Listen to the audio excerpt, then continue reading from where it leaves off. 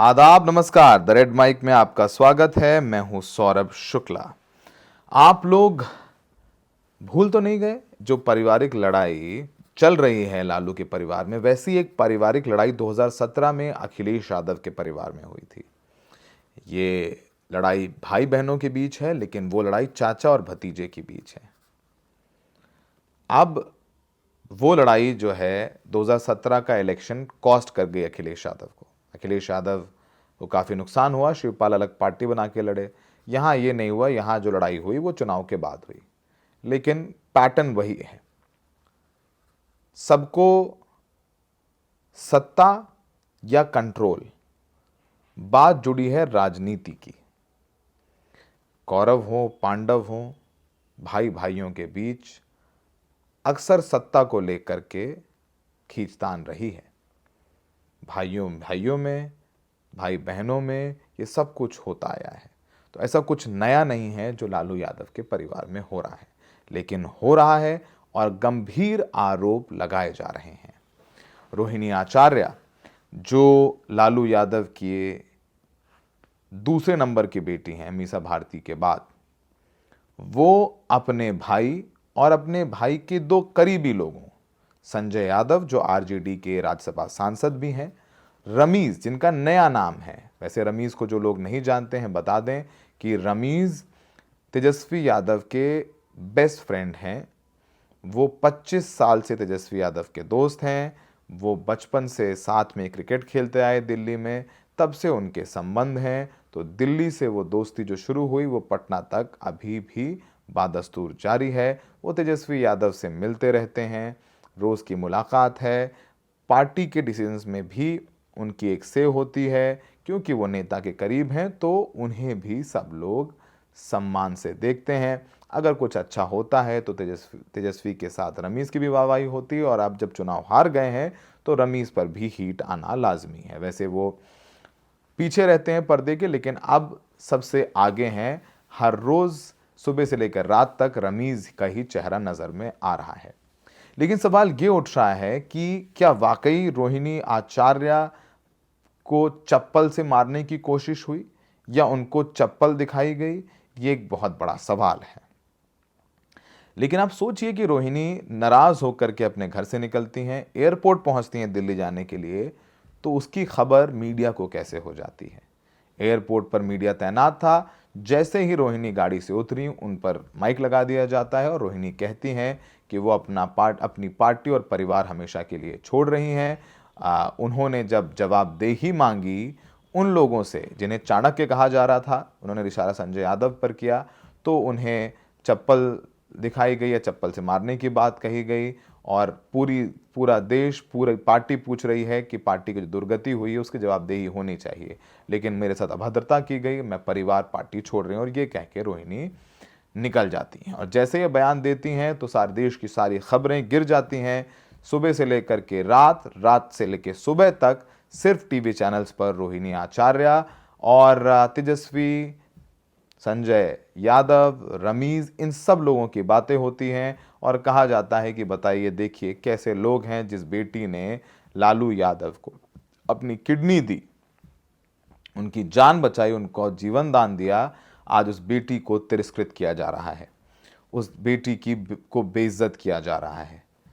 तो रोहिणी ने कई पोस्ट लिखी। उन्होंने अपने सोशल मीडिया हैंडल पर एक बहुत भावुक पोस्ट करी। उसमें उन्होंने कहा कि कल एक बेटी, एक बहन, एक शादीशुदा महिला, एक माँ को जलील किया गया, गंदी गालियाँ दी गईं, मारने के लिए चप्पल उठाया गया। मैंने अपने आत्मसम्मान से समझौता नहीं किया, सच का समर्पण नहीं किया, सिर्फ और सिर्फ इस वजह से मुझे बेइज्जती झेलनी पड़ी। कल एक बेटी मजबूरी में अपने रोते हुए माँ बाप, बहनों को छोड़ आई, मुझसे मेरा मायका छुड़वाया गया, मुझे अनाथ बना दिया गया। आप सब मेरे रास्ते पर कभी ना चलें, किसी घर में रोहिणी जैसी बेटी बहन पैदा ना हो।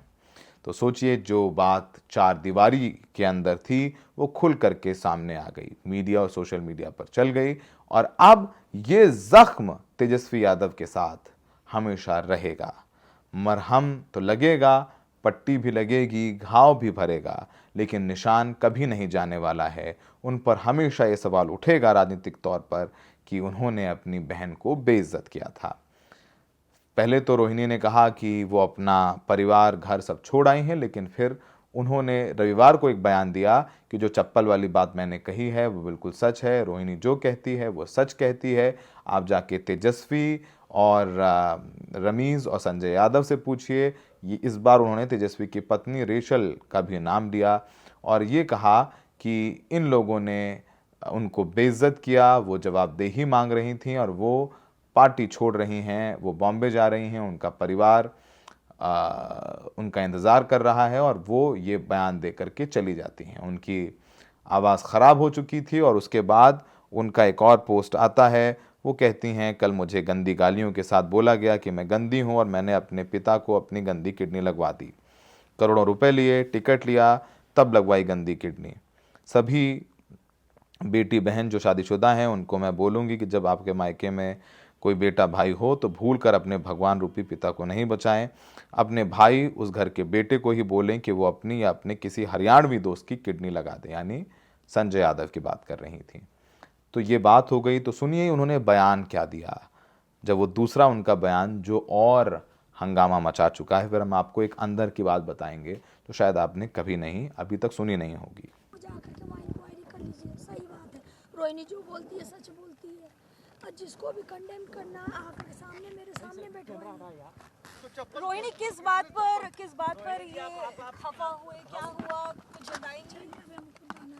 फिर हम बाद में बात आराम से अभी हम नहीं बात कर सकते। आप आराम से बात। आप ये बात जाके तेजस्वी यादव, आप ये बात जाकर के तेजस्वी यादव किसके शह पे हुआ है उनसे जाके पूछिए, संजय यादव से पूछिए, रेचल यादव से पूछिए, क्या नाम है उसका, एक और लड़के का क्या नाम था, रमीज से जाके पूछिए। आप जाइए वहाँ पे इंक्वायरी कीजिए। पूछेंगे और हम बिल्कुल पूछेंगे, लेकिन आपका मत क्या है? आपको गंदा भी कहा गया, आपने किडनी दी है, बहुत बड़ा योगदान आपका अपने परिवार के लिए, लालू जी के लिए। रोहिणी जी अपने पिताजी से कुछ कहेंगे क्या, कोई मैसेज? नहीं, पिताजी मेरे साथ हमेशा है। कल मेरे माता पिता भी रो रहे थे, मेरी बहन रो रही थी मेरे लिए। मुझे भगवान ने मुझे सौभाग्य दिया कि मुझे मेरे इस तरह के माता पिता मिले जो मेरा हर समय मेरा साथ दिए। मुझे बस इतना ही कहना है कि भगवान ना करे कि आप लोग के भी घर में कभी मेरे जैसी बहन बेटियां हो। जिस घर में भाई हो, भाई लोग का ही योगदान होना चाहिए। काहे सारा बलिदान बेटी लोग दी और जब बेटी कुछ सवाल पूछे तो आप बोल दीजिएगा कि अब ससुराल में जाओ, तुम्हारा शादी हो गया है। हाँ? मैंने सिर्फ अपने भाई को अपने घर से निकाला है। मेरी बहनें, मेरे माता, मेरे पिता मेरे साथ हैं। लालू जी से कोई बातचीत हुई है इस बीच में आपकी? लालू जी से हर दिन मेरी बात हो रही है, हर समय अभी निकलते समय। तो आप अब कब तक यहाँ दिल्ली में रहेंगे? अभी हम अपने ससुराल जा रहे हैं, बॉम्बे जा रहे हैं, बॉम्बे में रहेंगे 10 दिन।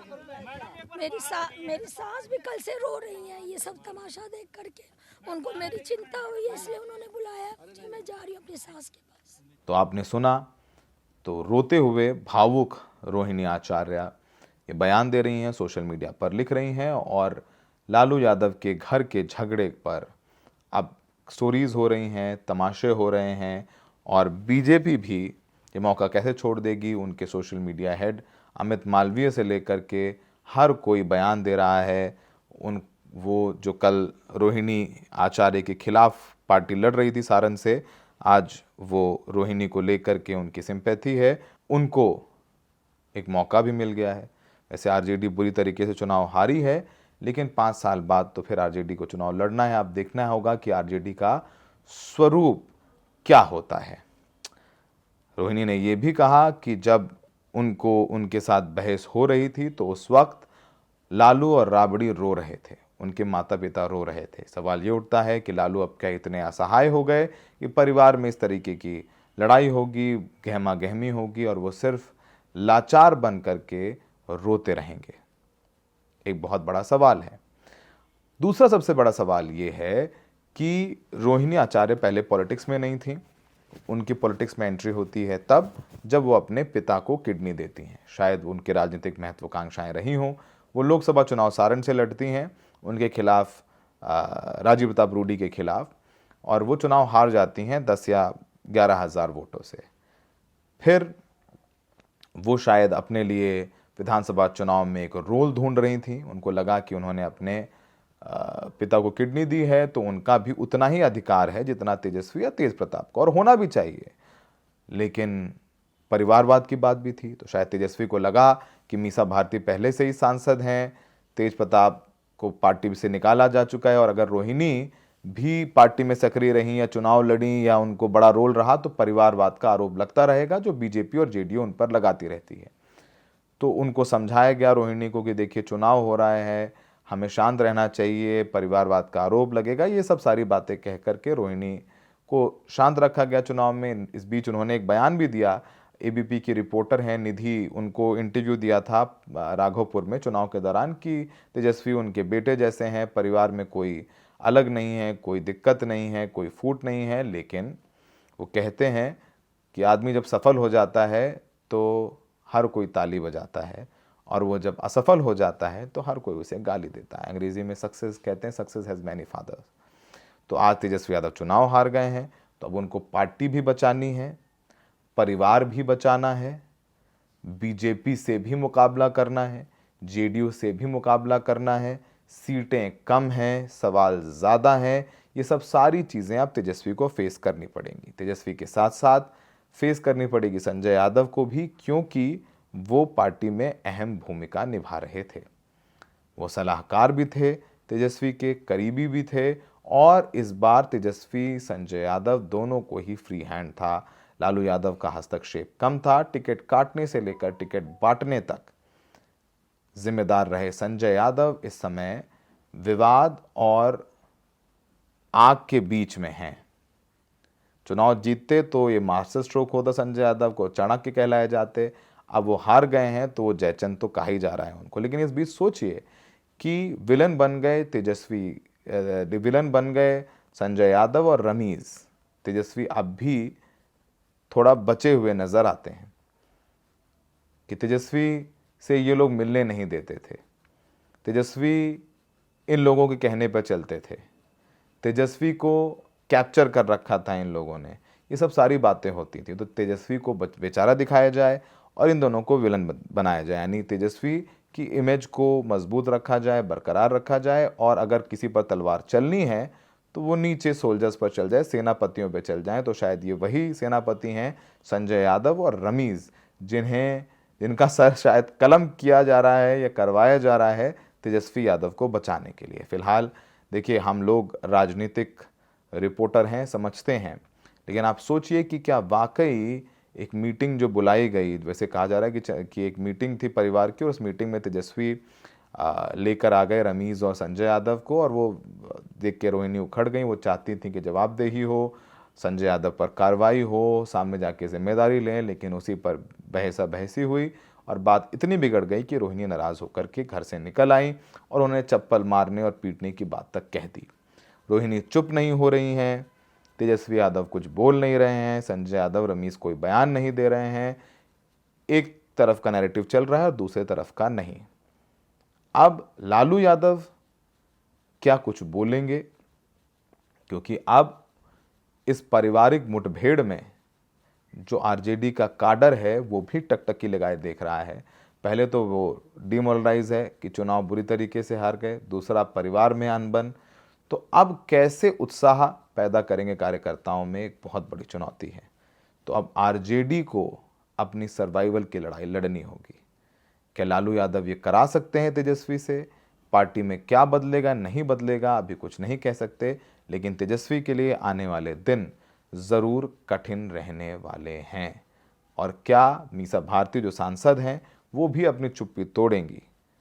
हो सकता है कि ऐसे कुछ बयान आए जो मामले को सुलझाने की तरफ लेकर के जाएं, लेकिन फिलहाल रोहिणी आचार्य बगावती टिप्पणी कर रही हैं, तेवर दिखा रही हैं, और वो जब दिखाएंगी तेवर बगावती तो बात तो होगी, क्योंकि वो भी लालू यादव की बेटी हैं। उनमें भी उतना ही लालू यादव का खून है जितना कि तेजस्वी पे। तो तेजस्वी के बयान का इंतज़ार करते हैं। हमें लगा कि कहानी आपको समझानी चाहिए, थोड़ा बैकग्राउंड देना चाहिए, वही हमने करने की कोशिश की। हमें देखने के लिए बहुत बहुत शुक्रिया।